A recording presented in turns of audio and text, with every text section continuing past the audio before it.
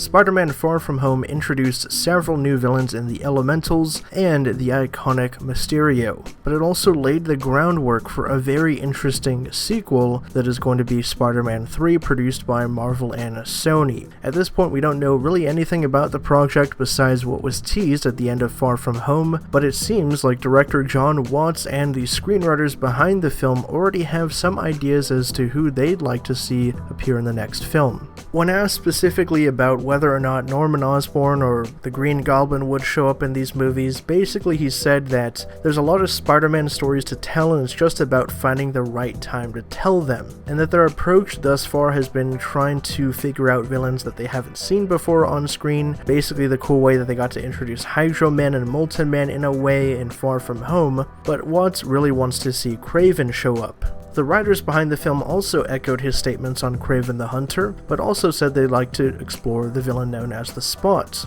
Watts also briefly commented on the fact that Vulture and the Scorpion could return in a future sequel, basically since they have been set up now in Homecoming and the world is ready to see them get explored. But what are your guys' thoughts on this? Would you like to see Kraven the Hunter show up, the Spot in a future film, and the return of Scorpion and the Vulture? Post your thoughts down in the comments below, and for more updates on everything Spider-Man Far From Home and Marvel and pop culture, be sure to subscribe to HN Entertainment.